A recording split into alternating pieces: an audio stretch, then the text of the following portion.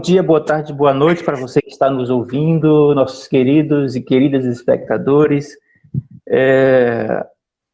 Hoje vamos falar de um assunto muito bacana chamado séries de TV. Séries das plataformas de streaming, Netflix, HBO, Amazon, etc. As séries que viraram febre nesses últimos anos e só se fala nisso. É um assunto obrigatório para qualquer roda de jovens e de alguns adultos.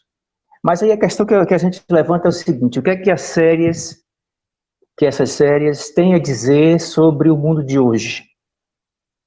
É uma coisa contemporânea, mas não é um fato do presente, né? Agora, quem é um pouco mais velho aqui nessa sala sabe que teve vários cachorros famosos.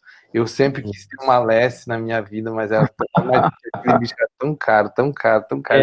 Um negócio tão caro que na época acho que ela ia comer, a gente não ia comer, então é melhor não ter a Lassie, o Rintinho. Pelo menos tinha seriado. Tinha seriado pra ver, fiquei imaginando aquele cachorro burguês correndo assim na sala. Eu quero ser o cachorro, né? Aí tinha o Rintintim também, que era super famoso, um negócio mais... O Benji também, o Benji era um cachorrinho. O Benji era loucura. Agora eu lembrei de outras, o Herbie, se meu Fusca falasse. Sim. O Fusquinha que falava, né? Que fantástico, fantástico. Vocês assistiam Blossom? Que passava no SBT? Era um adolescente. Esse é muito novo, Rebeca. As séries adolescentes, eu assisti aquela que eu não falei na primeira. Barrados no Baile. Barrados no Baile, acho que aqui eu também assistia. Era Barrados no Baile, exato. MacGyver, o nosso grande ídolo, nosso grande inventor, um cara que devia ganhar um Nobel e não ganhou. Olha aí, dá para rever essa história. Injustiçado. MacGyver agora na época de pandemia viraria craque em YouTube. Vamos fazer as coisas. O azitromicina e os corticoides. Tinha feito um remédio, uma vacina, que o bicho era danado e era tudo rápido. Não demorava, não tinha essa coisa de ali era VaptVupt, como dizia o MacGyver. Minha gente, vamos ressuscitar esse homem agora, pelo amor de Deus. Ele em 45 minutos salvava a humanidade. O cara era... E ele era bonito, um bonitão, assim, era um gato, cara. Um MacGyver pra trás, assim, um negócio, uns mullets, um negócio assim, meio moderno, interessante. Quem mais? Dini Eugênio, A Feiticeira, Esquadrão Classe A, Miami Vice. Esquadrão Classe A. Que é o Duque e o Poncherello, que eram os motoqueiros, que atravessavam. É um movimento que não é um movimento de agora, mas era um movimento... Casal 20, vocês têm o Casal 20? Casal 20, Dallas. Na época que o Bruce Willis. Então, mas vocês sentiam naquela época que as séries eram para entretenimento ou ela realmente tinha algo a dizer, como hoje, por exemplo? Você vê muita distopia se tornando verdade. Eu acredito que sempre elas falaram alguma coisa, só que no momento a gente não prestava muita atenção. Todas as narrativas eram produzidas para atender alguma questão, por exemplo, questão de gênero, que hoje a gente olha.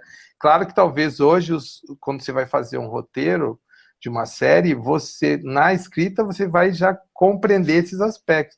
Talvez naquele momento que a gente vivia, que era um bullying generalizado de todo mundo com todo mundo, você nem percebia essas coisas. A gente não se tocava desses aspectos. Né? Por exemplo, uma série com animal, você não ia, no final ia estar lá escrito, a Lassie foi bem tratada e tal, o Rintintim não sofreu nada. Uma série com animal hoje vai ter todo esse aspecto das políticas de cuidado com os seres vivos. Nessa situação, a gente não fazia esse tipo de discussão. A gente conversava entre nós, como a Rebeca falou, mas era uma coisa que era temporalizada. Então, você sabia que na quinta-feira à noite, porque não tinha futebol, você assistia alguma coisa. Então, você assistia o Esquadrão Classe A, aí você marcava para assistir aquilo, você gravava, você se organizava. Então, eu era jovem, fazia as tarefas e deixava a noite para fazer essas coisas. Gravava no videocassete lá. Porque tinha uma dimensão também do acesso, isso eram enlatados americanos que chegavam para a gente através da TV aberta. É bom você falar isso. Isso tem aí Isso é também, interessante também. Exato. Aí talvez uma das coisas que não sei se não pegavam, não colava, é porque as relações de globalização dos processos geográficos eram muito distantes. Então aquilo soava muito distante para nós. Por mais que você gostasse do BA, do MacGyver, mas era uma coisa assim que você fala, não tem nada com a nossa vida isso aqui. Era muito... Tem razão. Talvez, se você fizer uma relação hoje, você percebe, caraca, olha, eu vou assistir uma série, vou assistir um filme, e vou pensar na linguagem. Por quê? Na nossa época era tudo dublado, né? Então todo mundo tinha a voz do Ed Murphy, todo mundo tem a mesma voz. Hoje não, hoje você coloca, eu quero ver uma série na Alemanha, então eu vou escutar um pouco do alemão, vou conhecer um pouco de Berlim, vai ter Londres. Então tem essa dinâmica, parece que a gente está todo num fluxo narrativo. Nessa época não existia muito isso. Além de ser, por exemplo, os efeitos especiais eram muito de estúdio, não tinha muita cena aberta. Porra, o Incrível Hulk, o homem do Incrível Hulk. Isso que eu estava pensando. Eu adorava aquelas coisas que o cara saía, né, nas séries, nos filmes também, né? O cara sai naquele carro dirigindo, olhando para o lado e o carro vai indo e eu fumo. Uma coisa meio de trem na Europa, só que você sabe que é mais fake, né? É uma coisa assim que talvez a gente era um bando de gente iludida e que não se dava conta desse processo, não estava prestando atenção, como hoje, de alguma maneira, a gente está discutindo as séries. O cara fala uma coisa ou aparece alguma coisa, você já está conectado, já tem alguém falando sobre isso, já tem alguém analisando. Vocês viram aquela cena na internet, nas redes sociais, você faz um grupo de fanfiction que o pessoal está discutindo cada capítulo, tem spoiler, não tem spoiler. A gente não... Olha, uma coisa também, Márcio, assim, eu acho que, por exemplo, a TV, diferente da geladeira, mesmo a geladeira era um objeto, um item de consumo, mas não tão quanto a televisão. A televisão era aquele item de consumo mais à parte. Isso. Eu, por exemplo, que vivo no interior, eu assisti muita TV no vizinho, cara. Meu pai foi ter televisão em 1981, eu já tinha 13 anos de idade. Eu assisti televisão no padrinho lá, que era compadre do meu avô. O meu avô, que era um comerciante lá, então tinha televisão. Então tinha essa coisa, assim, de alguns... Não sei se essa realidade tinha na capital, mas certamente, né, nos espaços mais pobres. Então, uma coisa como essa, que eu acho que mais no plano da fantasia desses latados americanos, era uma coisa, assim, uma novidade imensa. Eu lembro aos domingos, por exemplo, tinha ali, entre o Fantástico, né, pós o futebol ali, não sei se você lembra, tinha Jerônimo, o Herói do Sertão, não sei se passava lá no Paraná. Filho de homem, sim. Brasileiro, cara, aquilo era um sucesso. Isso aí não chegou para mim, não. Agora é engraçado, essa coisa não tinha contexto nenhum, né? O que tinha era essa fantasia da mimetização. Todo mundo queria ser Jerônimo, Herói do Sertão, colocava uma espécie de banana na cabeça. Bandana na cabeça. Então acho que tinha essa coisa mais infantil, talvez, Mayara, a transição... É como se a gente tivesse saído do quadrinho um pouco para essas séries aí na televisão, quando começou a ter acesso à TV, que não tinha muito, não. E que a TV era muito essa coisa para se reunir também, né? Hoje é tão individualista, né? Mas eu acho que eu sou meio alienada ainda, sabe, Márcio? Eu acho que... Eu acho que quanto mais a série assim é entretenimento, mais eu curto. Claro que a pessoa acaba vendo coisas ali, né, pensando, discutindo com outras pessoas, mas eu gosto assim para, tipo assim, uma coisa leve, digamos.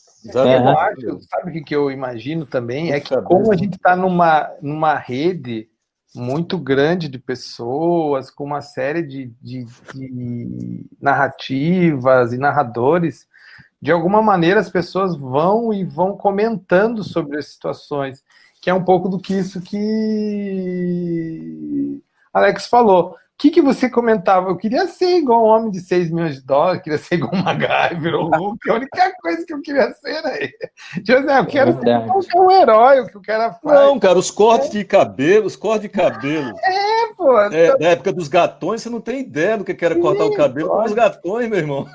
É verdade. Era americano. Né?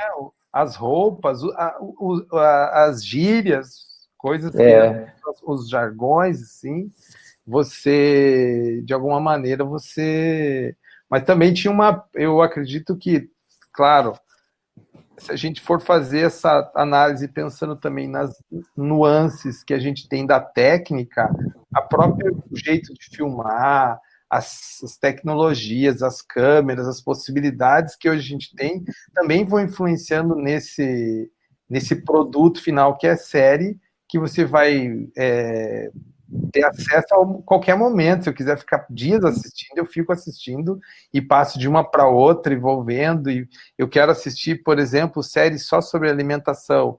Aí tem séries de alimentação da Ásia, tem da América, tem da Europa, tem Street da Food, maravilhosa, né? Eu vi algumas e é fantástico, porque você acaba tendo um acesso a um tipo de narrativa que, de alguma forma, nós tínhamos, mas era muito precário, era ainda muito incipiente, né?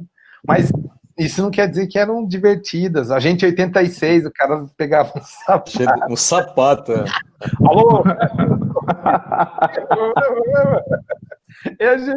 E era uma coisa tão simples, é uma coisa meio choque de cultura até, né? Uma coisa assim mais simples, mas ao mesmo tempo com coisas às vezes um pouco sofisticadas em alguns aspectos, por exemplo, no próprio tratamento do ator, do jeito da exis corporal, tinha coisas que eram muito interessantes, né?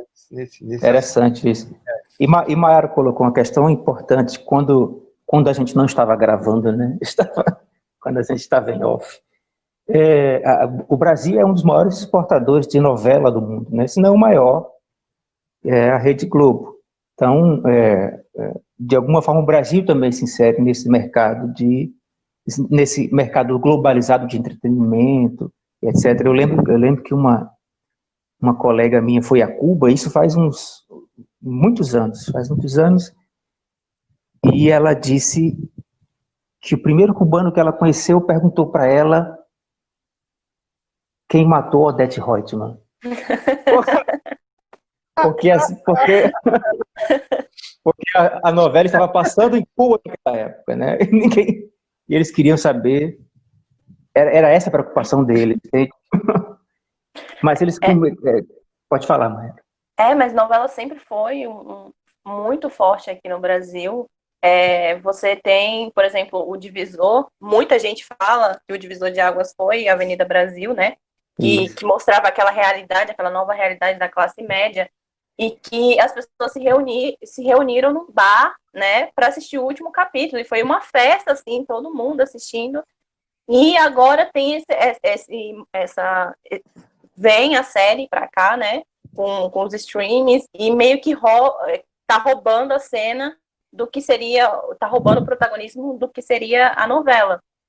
E eu acho isso importante. As pessoas ainda tem muito, ainda assiste muito, mas eu fico pensando qual vai ser o destino, porque a Globo produzia algumas séries, por exemplo, eu assistia Sandy Júnior quando era criança, então tinha algumas séries específicas da Globo, mas não era tão forte como é agora, e eu fico pensando qual vai ser o caminho, né, porque também é aquela coisa, você tem paciência para assistir 10 anos de uma série, 15 anos de uma série que passa uma vez por semana, mas eu vejo que as pessoas também não estão tendo muita paciência para assistir uma novela que é todo dia durante 6, 9 meses, entendeu? E que está começando a ficar uma coisa repetitiva. Você já consegue adivinhar o que está acontecendo, consegue adivinhar qual vai ser o final. Tá, parece que é os mesmos ingredientes, a receita de bolo bonitinha ali. Então eu fico imaginando qual vai ser o futuro. Vão investir em séries, vão investir em novelas menores, já estão diminuindo um pouco, né, a duração da novela, mas mesmo assim tem aquela coisa todo dia, naquele horário e tal. E a Globo também investiu no stream, que ela não é, né, não é boba nem nada. Nem nada. E tem séries específicas né, do streaming, que não passa na TV aberta, mas eu fico imaginando qual vai ser o caminho, né, para isso. E quais as outras emissoras, a gente tá falando de emissora, né, todo mundo conhece, que é grande e tal, mas qual vai ser o caminho também das outras emissoras, né? Sim. Talvez... Pode falar, Fagner.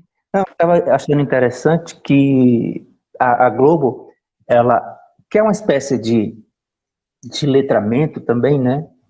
Porque ela adaptava séries, a Globo chegou a adaptar, ainda hoje, séries da literatura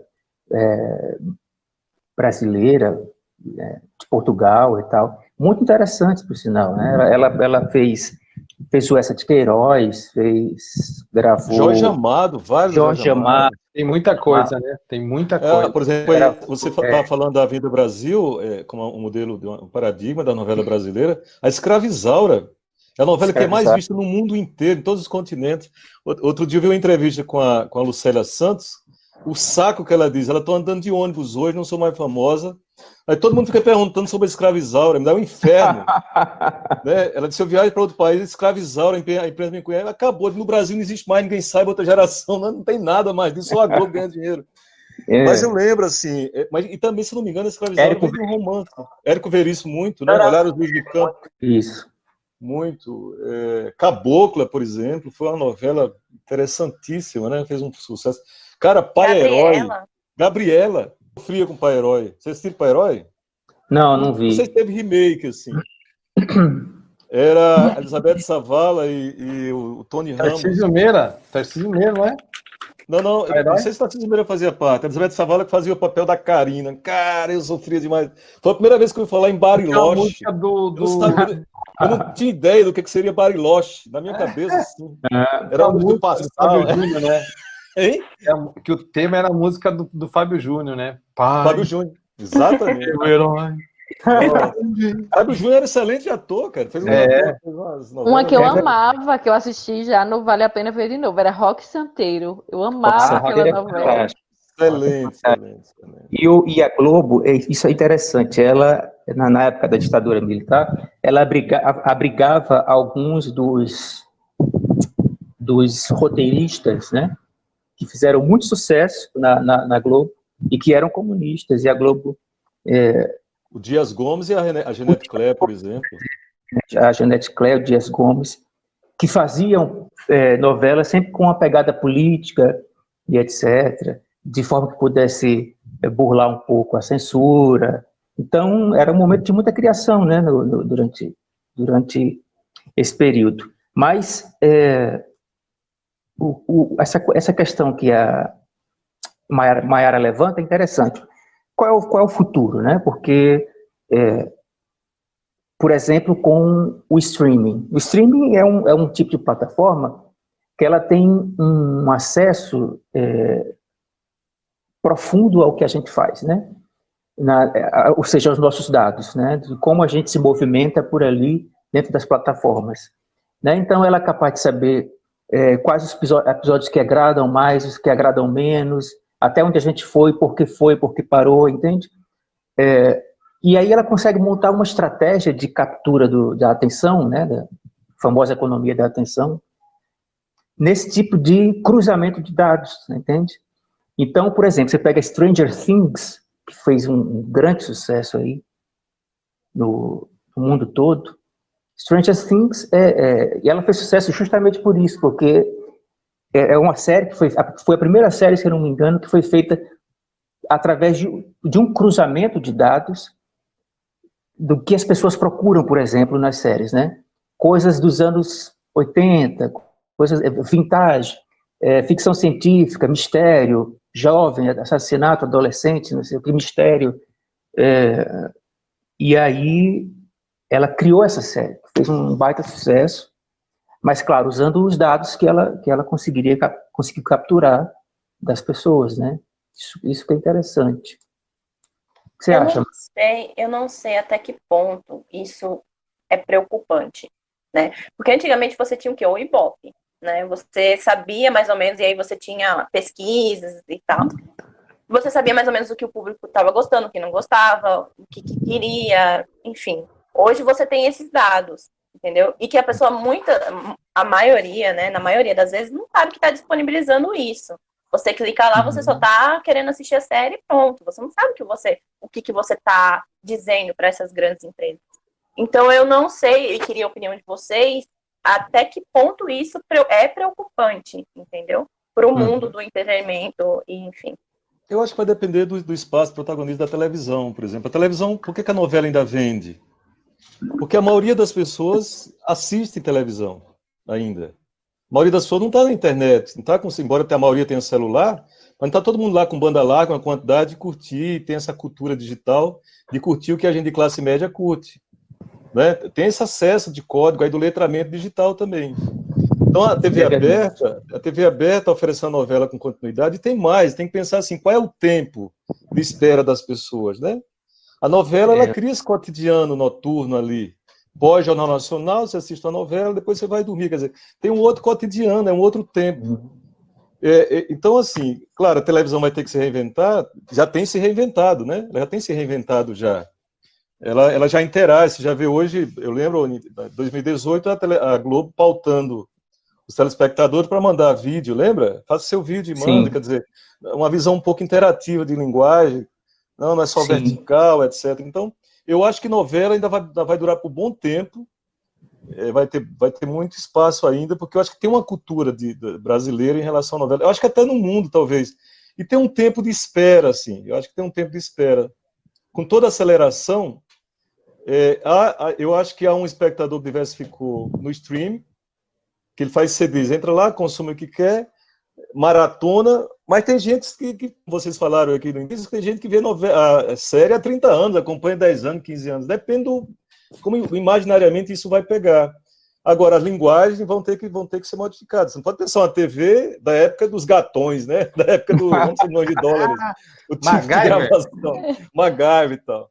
Eu penso um pouco isso também, que tem que se reinventar, mas, por exemplo, Mayara, eu gosto da novela justamente porque eu já sei o que vai acontecer e porque eu sei que tem umas bizarrices, que é o que faz da novela uma novela. Então não dá para tirar isso, entendeu? Valsica, eu gosto do óbvio.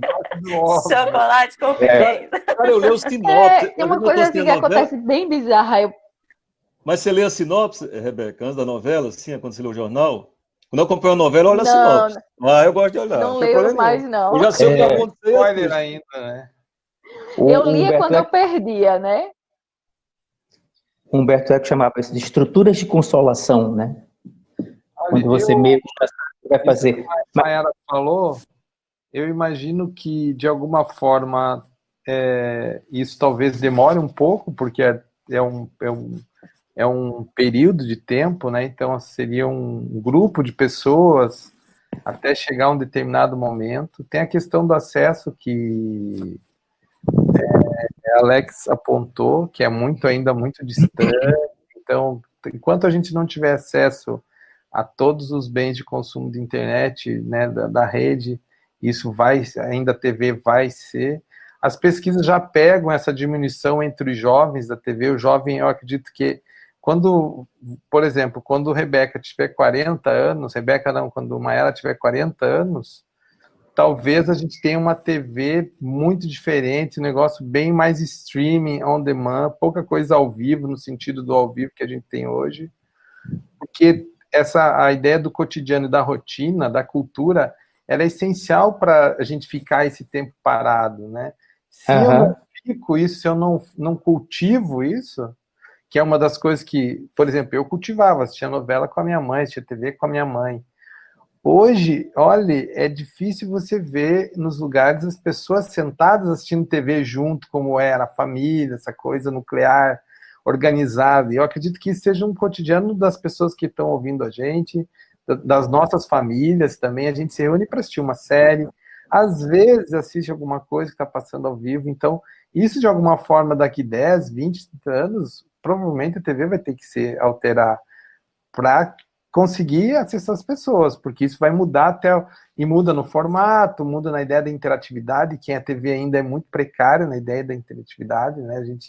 Você vê uma coisa assim muito pontual, você não consegue mexer como você mexe, por exemplo, nas plataformas de streaming. E a coisa do controle dos dados, né? Que é isso que Fagner apontou, que é uma coisa muito doida. Você pensar que eles fazem uma modulação tua também, né? De alguma forma, nem toda a frente dessas plataformas é igual para as pessoas. Isso é uma coisa interessante. Tem coisas que talvez apareçam para mim que não aparecem para vocês. Tem muitas coisas escondidas, muitas coisas que vão aparecendo por conta do consumo. Eu acho isso uma coisa muito doida. Talvez o grande trunfo nosso é enganar a inteligência artificial, é fazer com que ela não consiga mapear você, ou que você seja tão óbvio isso, de enganar ela, que você faça isso com ela, de você pegar um filme, assista um filme só para confundir a hora de mapear o teu pensamento, como um cara fez, né? Um cara fez, ele bugou o Google Maps numa cidade, acho que foi na Alemanha, na Inglaterra. Ele pegou um carrinho de mão, um carrinho de puxar, colocou 90 celulares ligados no GPS e deu que a rua estava totalmente interditada, porque tinha 90 carros ali, e não eram só os celulares na rua passando, e fez a inteligência artificial fazer com que as pessoas não passassem ali e tal. É um pouco, talvez esse seja um pouco dessa nossa vocação para que estourar a bolha. Para que a internet ela consiga mapear, mas que você não seja o que ela diz para você ser. Que talvez isso seja o mais interessante. Ela pode até capturar os meus dados, mas ela nunca vai saber quem eu sou. Porque isso é uma outra situação, porque isso é o poder de você ficar parado assistindo televisão. Isso é interessante. De eu escolher assistir a novela 8h30, de eu escolher fazer as coisas. Eu acho que isso é um exercício que, de alguma forma, as técnicas, as tecnologias, elas querem fazer com você, que você seja aquilo que ela diz para que você seja. O que você tem que consumir, o que você tem que acessar. Eu acho que isso é uma coisa muito doida. Eu ficava assistindo Rin Tin Tin, assistindo Lassie, MacGyver, porque eu queria assistir. E não porque a rede quer que eu assista aquilo e consuma aquilo. Entendi. Eu acho que essa tensão é um exercício cotidiano. Eu não quero fazer o que talvez vocês comentaram, de algumas séries que são assim um sucesso retumbante. Você fala, não, eu não quero assistir agora, quero assistir em outro momento, eu não quero fazer. Que é um pouco desse movimento também, que é um movimento de tensão permanente. Acho isso super bacana. Eu acho que há uns tempos atrás, né, você assistia Rin Tin Tin, MacGyver, etc., e tinham poucas opções, então isso dá a impressão de uma redução de liberdade de escolha, né? Só que a gente vê que com um monte de opção hoje, a gente também não tem essa liberdade toda, né, para escolher. Acho que a gente entra, inclusive, na tirania da escolha. Quanto mais escolha, né, mais ansiedade, menos liberdade. Mais difícil. E acaba todo mundo escolhendo aquilo que todo mundo escolheu, né? Porque o que aparece... E mais homogeneidade. Eu acho que mais homogeneidade também, é verdade. Isso é um paradoxo, Rebeca. Interessante. Aquela coisa, por exemplo, de você ver assim, os mais vendidos, os mais assistidos. Então, os mais assistidos são aqueles que são os mais assistidos porque todo mundo mais assiste aquilo. Tipo... Porque tá lá no mais assistidos. E o pior é que isso cria um efeito, assim, porque você fala, você vai...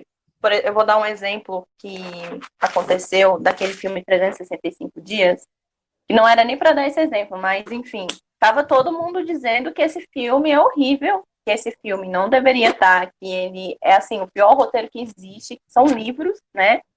E ficou em primeiro lugar no Brasil, entendeu? Porque estava todo mundo dizendo o que era, estava todo mundo falando sobre o filme, todo mundo foi lá assistir para saber. Vamos ver se é ruim mesmo, né? E aí o que aconteceu? O filme vai ter uma continuação porque foi um sucesso, entendeu? Porque ficou em primeiro lugar. Então é muito louco isso. É muito paradoxal essas coisas nesse aspecto. Tem um pensador que a gente gosta muito, que é o Edgar Morin, que ele foi um dos primeiros autores na França a estudar a cultura de massa. E ele dizia assim, um intelectual tem que ver, que ele chama de onívoro cultural, mas o intelectual da cultura de massa tem que saber circular por esses espaços, ver TV, ouvir rádio, etc. E ele realmente fazia isso, ele via as novelas brasileiras, e a novela preferida dele era Dona Beija. E um dia ele chega no Brasil e a primeira coisa que ele quer fazer é conhecer a Maitê Proença. Vocês lembram disso? Não. Rapaz, nem falo, eu estava no congresso que a Maitê Proença foi. E eu matuto, assim, cara, porque a Maitê Proença foi muito objeto de coisas irreveláveis, inconfessáveis aqui nesse podcast. Sobretudo quando ela posou na Playboy. E eu chego no congresso no Rio de Janeiro, em 1998, Congresso Mundial da Complexidade. Chego lá, Maitê Proença estava. Meu irmão, que loucura. Exatamente a convite do Mohan.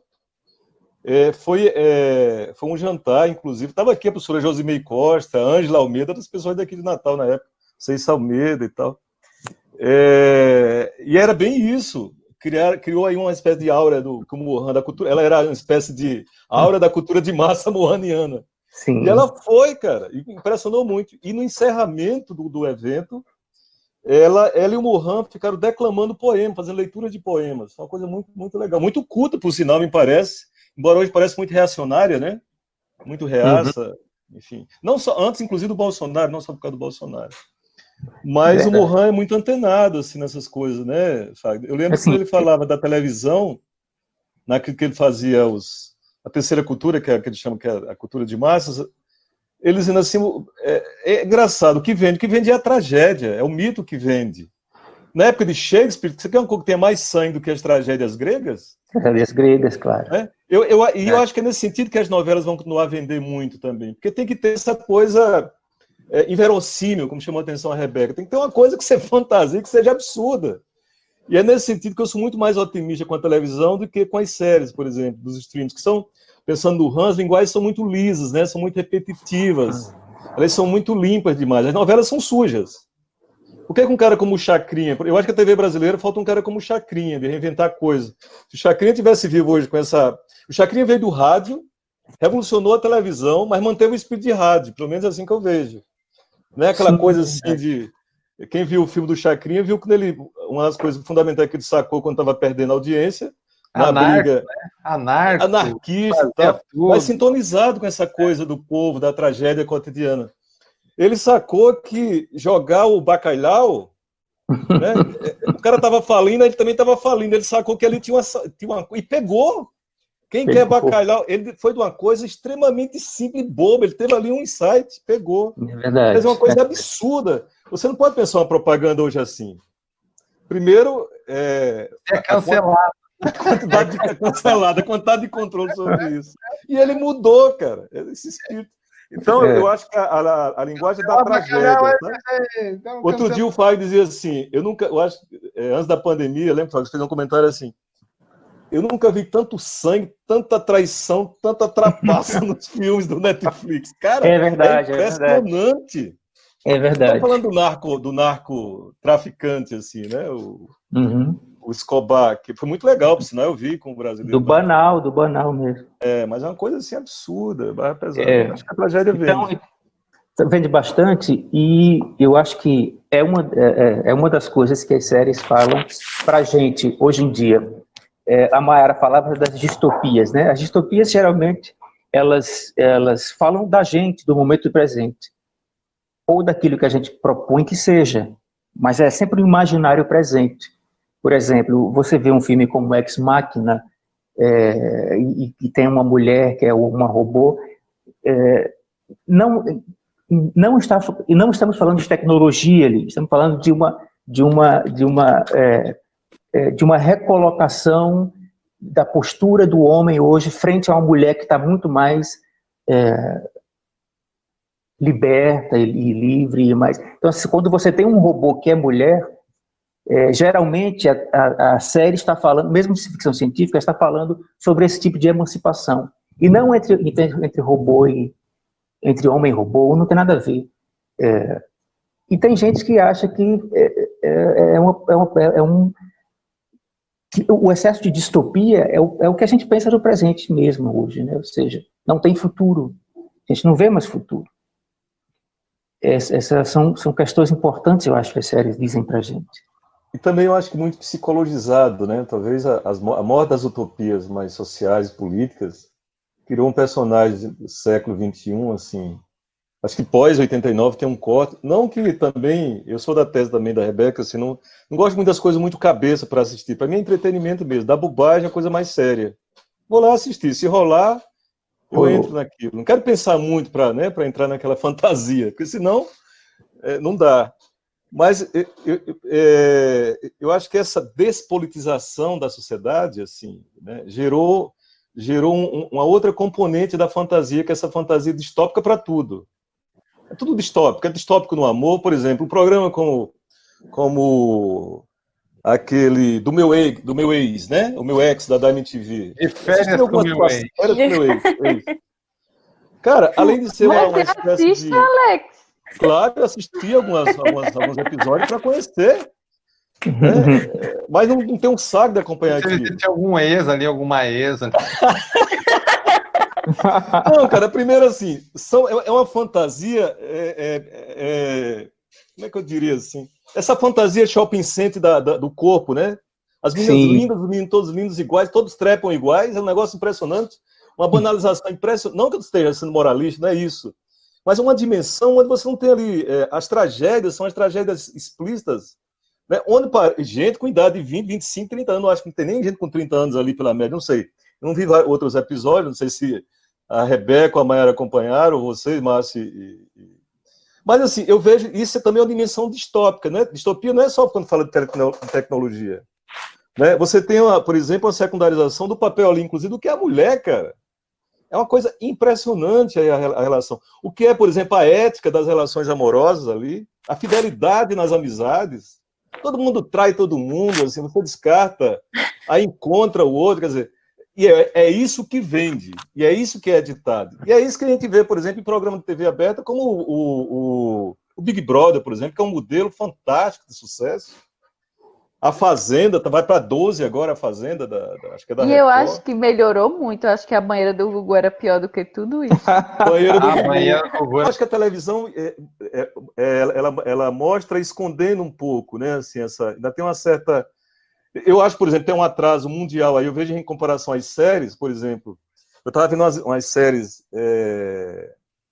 logo no início da pandemia, uma série espanhola, a série que acontece em Barcelona, por exemplo, a temática gay, do beijo gay, por exemplo, é algo extremamente super... Não tem mais esse espaço de onde se beijar e de conviver. No Brasil, isso é tabu concreto nas novelas. E nas séries também, né? Nas séries também não tem... Nessa série mexicana que eu citei para vocês, a Casa das Flores, tranquilas relações homoafetivas, femininas e masculinas. Tem coisas fantásticas, assim, o cara, por exemplo, tem um fato, o cara resolve dizer, não, eu sou transexual. Chega para a mulher e diz, a mulher separa, depois voltam agora, aí ela diz, não, então vou ser lésbica com você. E isso é tranquilíssimo do ponto de vista do diálogo, e é uma advogada, no caso, a outra bem-sucedida como empresária, quer dizer, e todas bem colocadas socialmente. Então, é nesse sentido que eu acho que há uma psicologização, às vezes, muito grande, e uma despolitização dessas coisas mais... não sei se falaria de utopia, né? Mas dessa distopia, onde o corpo, por exemplo, é a coisa que sempre vendeu muito, né? Corpo. Uhum. Mas, assim, muito... E, sinceramente, eu acho que toda a vida que a TV pauta esse tipo de temática moral, modifica, eu acho, que a sociedade. Nesse sentido, eu acho que então, o beijo gay, por exemplo, é uma coisa que tem que ser muito colocada na televisão. As séries deveriam explorar. Deveriam fazer isso, eu acho. Cumprir um papel. Elas fazem bastante. As séries têm bastante isso, principalmente séries adolescentes que chamam muito, adolescentes que estão ali se descobrindo e etc e tal. Tem muito isso. Sim, então, sim. Talvez seja por isso que chame mais adolescentes, né, do que pessoas mais velhas e conservadoras, enfim. E a TV está tentando agarrar ainda, ficar naquele negócio para não ofender, bem, entre aspas, o pessoal conservador e mais velho. Lembra daquela novela que explodiu? Teve uma novela, foi aquela que tinha o Clone, né? Lembra que tinha uma relação entre duas mulheres? Era Eu não lembro. a Cristiane Torlone, tinha uma outra atriz que eu não me recordo agora. A Globo teve que o público reclamou tanto, era uma novela belíssima. A primeira vez que colocaram a questão do clone, né, humano, a temática aí das biotecnologias e tal, do pós-humano. E aí tinha esse romance entre duas mulheres. E o público reagiu muito mal. Muito mal. E tiveram que matar as duas Vai pessoas. matar as duas, putz. Teve várias tentativas, teve, por exemplo, Mulheres Apaixonadas, que era uma coisa mais adolescente, e também foi uma coisa enorme, assim. Nossa Senhora.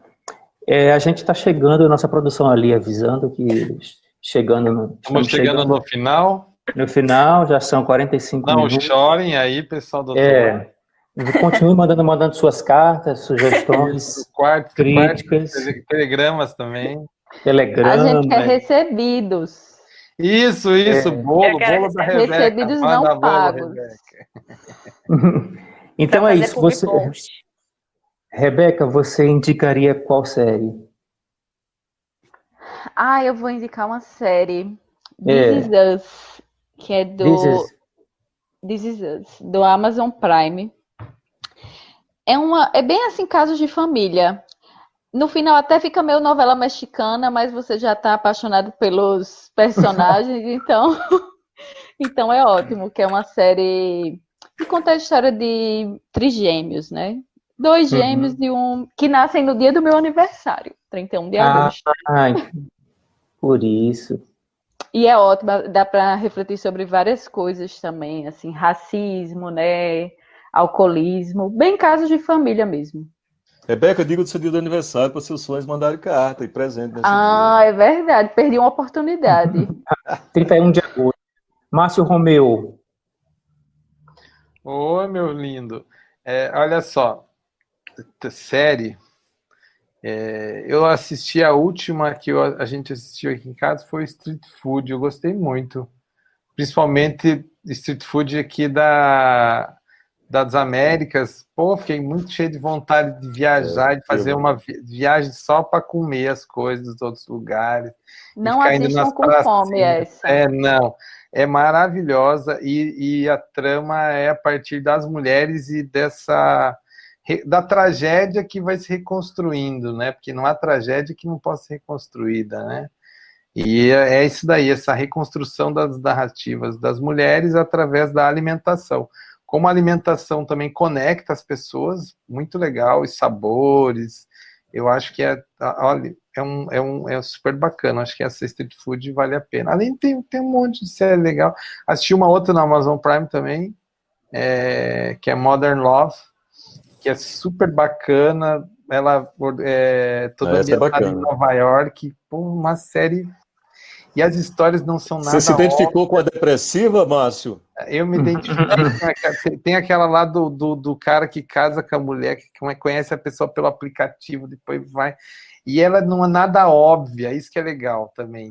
Eu gosto muito dessas coisas em que quando o cara escreve o roteiro, quando você imagina que aquilo vai acontecer, não acontece, é outra coisa. Tem um cara que é como se fosse um porteiro de um prédio, que ele é um russo, coisa assim, cara, os personagens são muito, muito legais, assim, essa Modern Love vale assistir domingo à noite, assim, 8 horas, todo domingo, tipo novela. Tipo Tintim. Galera, qual a sua indicação pra gente? Essa que o Márcio falou, eu assisti 2 episódios, eu assisti o da Argentina, ela do Buenos Aires, as 2 moças lá, do Street Food, né? E o de Salvador, eu achei interessante. Não vi. Comecei a ver da Ásia, mas acabei de fazer outra coisa, não vi. Mas interessante sua dica agora. Modern Love eu vi também, achei punk, assim, muito interessante. Mas eu queria sugerir essa série mexicana aí, a Casa das Flores. Muito legal.